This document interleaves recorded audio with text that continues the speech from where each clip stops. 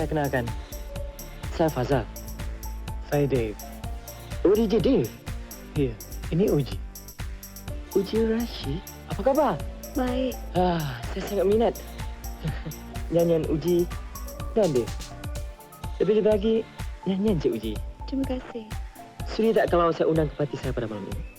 Parti? Boleh? Malam ini? Okey. Dunia hiburan yang penuh dengan kilauan glamour bukanlah jaminan kepada kebahagiaan abadi, terutamanya bagi selebriti wanita yang sering diuji dengan pelbagai dugaan hidup. Walaupun peminat melihat mereka seolah-olah memiliki segala-galanya, hakikatnya langit tidak selalunya cerah apabila rentetan ujian kesihatan yang meruncing serta nasib malang yang bertalu-talu mula menghimpit kehidupan mereka. Kejatuhan yang berpunca daripada penderitaan fizikal dan rintangan hidup yang tidak terjangka ini bukan sahaja meranapkan kerjaya yang dibina bertahun-tahun, malah menuntut ketabahan mental yang luar biasa untuk mereka terus bertahan di tengah-tengah badai ujian yang mencabar ini. Selamat datang ke channel Kak Ponti TV. Hari ini Kak Ponti TV akan menyenaraikan 6 lagi kisah kejatuhan selebriti wanita untuk volume yang kedua. Untuk volume yang pertama, anda boleh klik link di ruangan komen. Sebelum anda terus menonton video ini, jangan lupa untuk subscribe dan tekan butang loceng untuk lebih banyak lagi video yang menarik. 6. Emelina. Katanya dah meninggal. Kak Long rasa untuk apa Kak Long pergi kalau dah meninggal? Kak Long rasa untuk apa? Tak payah kau bagi tahu aku.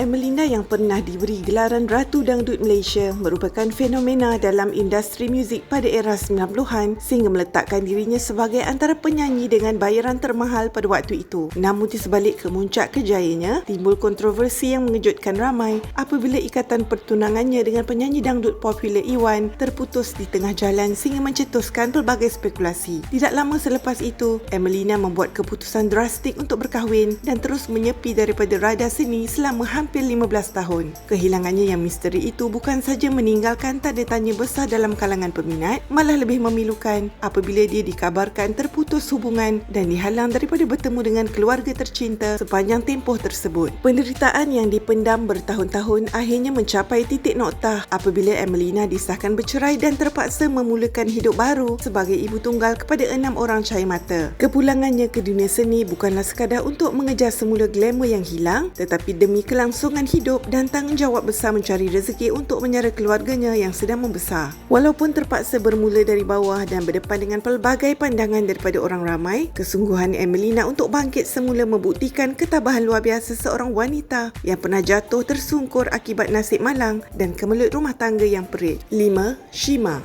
Akak sakit tulang belakang, slip disc dengan saraf.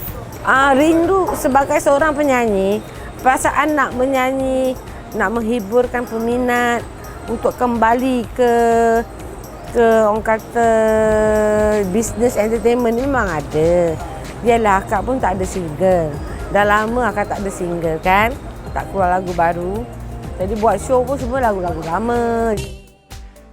Kisah hidup penyanyi Shima yang pernah berada di puncak kegemilangan industri muzik era 90-an dengan lagu berhantu seperti Teringin kini bertukar menjadi sebuah naratif perjuangan yang cukup menghiburkan. Setelah lama menyepi, Shima cuba bangkit dengan menyertai program Gegar Vaganza musim pertama, namun perjalanannya terhenti awal dan gagal mengembalikan semula momentum popularitinya. Terhimpit dengan desakan hidup, beliau terpaksa melupakan dunia glamour dan beralih arah membuka sebuah gerai kecil yang dinamakan Warung Teringin demi kelangsungan hidup. Namun dugaan tidak terhenti di situ apabila perniagaannya terpaksa ditutup sekitar tahun 2019 akibat masalah kesihatan yang meruncing. Malah usaha beliau mengubah imej dengan tidak lagi berhijab juga gagal membuka ruang tawaran kerja yang diharapkan daripada penganjur. Kini kehidupan Shima berada pada titik paling sukar apabila beliau diuji dengan penderitaan fizikal yang serius termasuk masalah cakra tulang belakang tergelincir atau slip disc, bronkitis serta kelemahan pundi kencing yang memaksa beliau bergantung bergantung sepenuhnya kepada lampin pakai buang setiap hari. Keadaan ini menyebabkan beliau dikategorikan sebagai golongan asnaf dan memerlukan bantuan kewangan yang konsisten untuk menampung kos perubatan bulanan yang tinggi. Demi sesuap nafsi dan keperluan asas, Shima kini terpaksa aktif melakukan sesi siaran langsung atau live di platform TikTok untuk mengumpul sumbangan daripada peminat bagi membeli barangan keperluan harian dan ubat-ubatan, sekaligus membuktikan ketabahan beliau mengharungi badai malang yang seakan tiada noktahnya. 4. Aida Nerina. Until the 21st of June 2009, where a terrible incident caused me spinal cord injury. I had to have emergency. Kisah Aida Nerina, figura hebat yang pernah menjulang trofi pelakon wanita terbaik di Festival Filem Malaysia, berubah sepenuhnya dalam sekelip mata apabila satu tragedi malang pada Jun 2009 ketika kerjayanya sedang berada di puncak melalui filem-filem seperti Layar Lara dan Susuk serta kejayaannya mendapat tempat ketiga dalam The Amazing Race Asia. Beliau mengalami kecelakaan jatuh tangga di rumahnya sendiri. Insiden tersebut mengakibatkan kecederaan tulang belakang yang sangat serius sehingga beliau terpaksa menjalani pembedahan, memasang 8 skru dan 2 plat besi yang akhirnya menyebabkan beliau lumpuh dan terpaksa bergantung sepenuhnya kepada kerusi roda untuk bergerak. Insiden ini turut mencetuskan kontroversi apabila timbul spekulasi liar yang mendakwa kecederaan tersebut berpunca daripada kekasaran rumah tangga atau dipukul oleh suaminya ketika itu, Shahrin Razali. Ada juga yang mendakwa beliau jatuh kerana dalam keadaan mabuk. Walau bagaimanapun, kabar angin tersebut dinafikan sekeras-kerasnya meskipun diuji dengan penderitaan fizikal dan dugaan peribadi termasuk penceraian pada tahun yang sama. Aida tidak pernah membiarkan nasib malang itu mematikan semangat seninya. 3. Puan Sri Saloma. Macam inilah dia. Dia kalau nak bikin lagu ni tak kira masa. Dia kalau siang, malam, pagi, petang, kadang-kadang dekat bilik mandi tu kan. Maaf cakap dekat dalam bilik mandi dia duduk berjam-jam. Dia duduk fikir sampai saya pun nak takut. Saloma mengecapi puncak kejayaan seni yang luar biasa di era 1950-an dan 1960-an sebagai penyanyi utama studio Jalan Ampas dan diiktiraf sebagai bid wanita pertama negara atas kelunakan vokal soprano dan gaya fashionnya yang ikonik. Sebagai isteri dan rakan artistik utama kepada seniman agung Tan Sri P. Ramlee, pasangan ini menjadi simbol keagungan industri hiburan Melayu di Singapura dan juga Kuala Lumpur. Walau bagaimanapun, kegemilangan mereka mula merosot secara drastik menjelang penghujung era 1960-an berikutan peralihan trend muzik barat, penutupan studio filem dan kemunculan genre pop yeye yang menyebabkan karya-karya mereka mula dipinggirkan oleh peminat generasi baharu serta syarikat rakaman. Kehidupan Saloma berubah menjadi fasa yang sangat gelap dan penuh kesedihan selepas kematian mengejut P. Ramlee pada 29 Mei 1973 akibat serangan jantung. Kehilangan suami tercinta bukan saja meragut separuh daripada jiwa seninya, malah mengheret beliau ke kancah kemurungan yang mendalam, kesunyian dan masalah kewangan yang meruncing. Dalam tempoh dekad selepas itu, kesihatan beliau merosot dengan cepat akibat pelbagai komplikasi penyakit termasuk kegagalan fungsi hati dan penyakit kuning, sehinggalah beliau menghembuskan nafas terakhir pada 25 April 1983 dalam keadaan fizikal yang sangat kurus di usia seawal 48 tahun. 2. Alina Hassan. Sendu ku sendiri bila kabus pergi, terukirlah gurisan di hati.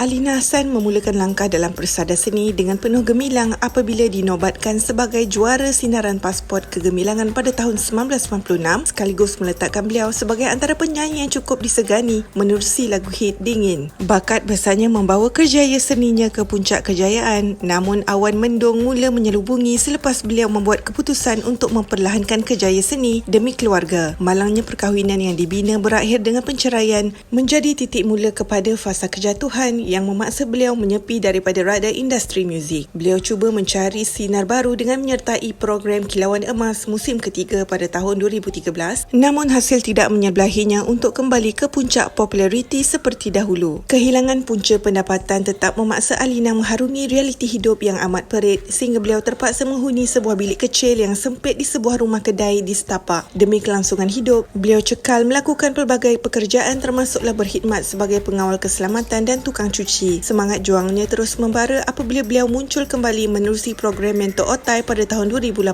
sebagai protege kepada Siti Sarah dan berjaya merangkul tempat ketiga. Beliau kembali mencuri perhatian ramai apabila berjaya meletakkan diri ke peringkat top 100 dalam program reality Episode 1 in a Million pada Disember 2024 sekaligus menjadi peserta paling senior dalam pertandingan tersebut. Selain perjuangan dalam bidang seni, Sisi Kental Alina turut terserlah apabila beliau tidak malu mencari pendapatan tambahan dengan membersihkan masjid dan tandas di sekitar Kuala Lumpur pada bulan Ramadan 2026. 1. Uji Rashid.